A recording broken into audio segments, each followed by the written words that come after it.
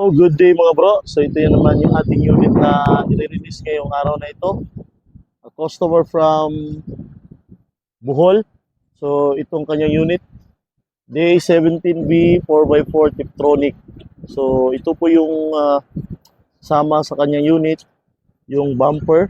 Yan po yung ating bumper, bull type na bumper.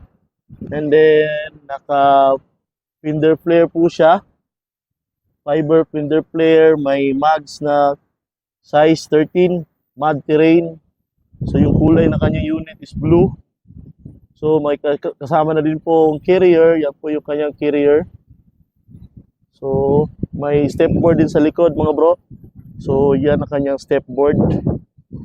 So tingnan natin yung loob ng unit na ito mga bro. So ito yung unit na 4x4, kaya may switch siyang 4-wheel drive. Ito yung switch niya. And then, kaling-kaling siya. Yan po, naka-manual yung kanyang riser. So, naka-tint na po ito mga bro. Naka-ceramic tint. May cover yung kanyang steering wheel. Free na ang kanyang stereo. Free na din po ang kanyang dashcam. So, yan po yung kanyang dashcam. So, kita po yan sa likod, yung kanyang dashcam, sa front, tsaka sa likod, may backing cam na din po yan siya. So, naka-upholstery na po ito mga bro, naka-upholstery, leather type. So, yan po, naka-upholstery, tingnan natin sa likod. So, yan yung kanyang likod mga bro.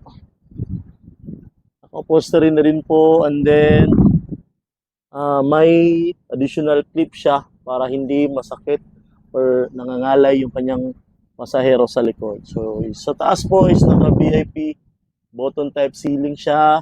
Tsaka nag-additional po si customer ng kanyang dual aircon. So, yan po ang kanyang dual aircon.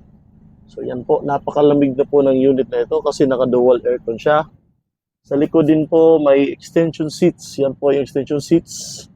So, tingnan natin sa likod ha. Tingnan natin sa likod ang unit na ito. So, yan po yung kanyang likod, naka-VIP, button type ceiling, at saka extension seat. So, pwede itong malagyan ng mga gamit. Extension seats, yan po. Pwede lagyan ng gamit. So, that's all for today mga bro. Thank you for watching. Bye-bye. God bless.